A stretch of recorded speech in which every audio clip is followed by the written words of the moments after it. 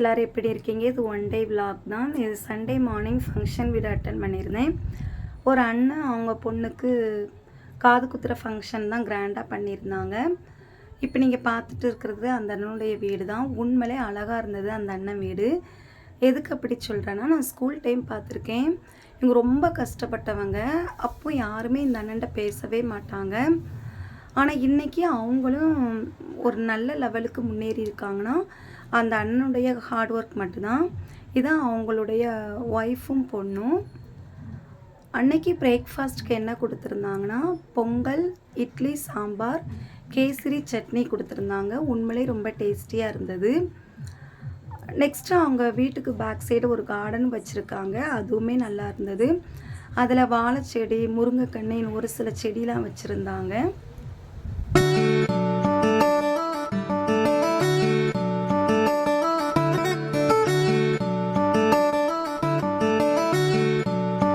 Morning breakfast முடிஞ்சது. லஞ்சுக்கு ready பண்ணியாச்சு. எங்கள் வீட்டில் மீன் குழம்பு தான்.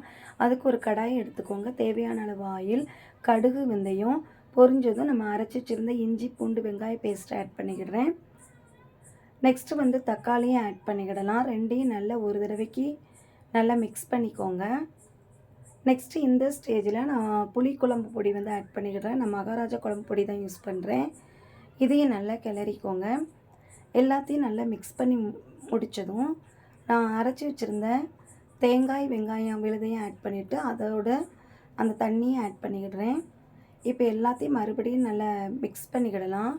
இப்போ இந்த ஸ்டேஜில் குழம்புக்கு தேவையான புளிக்கரைசல் ஆட் பண்ணிக்கோங்க.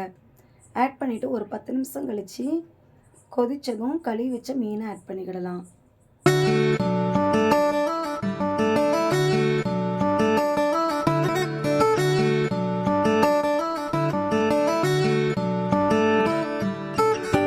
இப்போ இந்த ஸ்டேஜில் நான் கழுவி வச்சுருந்த பாறை மீன் ஆட் பண்ணிக்கிடுறேன்.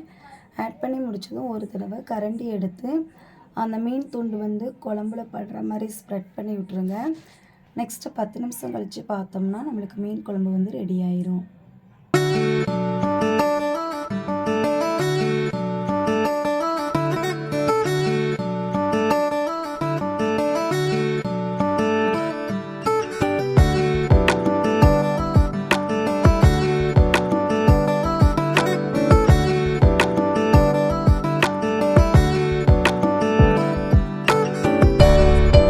இந்த ஸ்டேஜில் தாளிப்பு கொடுத்துடலாம். கடுகு, வெங்காயம், கருவேப்பிலை இப்படி தாளிக்கும் போது இன்னும் குழம்பு ரொம்ப டேஸ்டியாக இருக்கும்.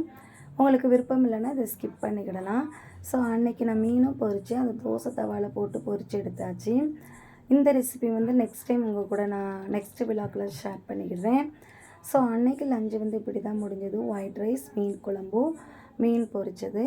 உண்மையிலே வீட்டில் உள்ள எல்லாருமே என்ஜாய் பண்ணி சாப்பிட்டாங்க.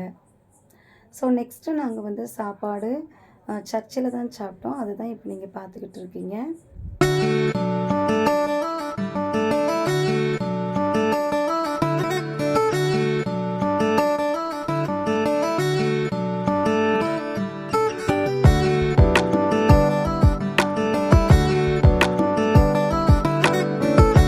இப்போ இந்த சாப்பாடை ப்ரொவைட் பண்ணவங்க அதே அண்ணன் தான். என்னெல்லாம் கொடுத்தாங்கன்னா, பிரியாணி, ரைத்தா, பிரெட் அல்வா, அடுத்து ஒரு வாட்டர் கேன் வச்சாங்க. உண்மையிலே ரொம்ப டேஸ்டியாக இருந்தது. ஊர் மக்களும் நல்லா என்ஜாய் பண்ணி சாப்பிட்டுட்டு போனாங்க. ஸோ இப்படி தான் அன்றைக்கி என்னுடைய நாள் போச்சு. இந்த வீடியோ உங்களுக்கு பிடிச்சிருந்தா லைக் பண்ணுங்கள், கமெண்ட் பண்ணுங்கள். மறக்காமல் சப்ஸ்கிரைப் பண்ணிவிட்டு உங்கள் நண்பர்களுக்கு ஷேர் பண்ணுங்கள். நான் நெக்ஸ்ட்டு வீடியோவில் உங்களை பார்க்கேன். Bye, see you friends.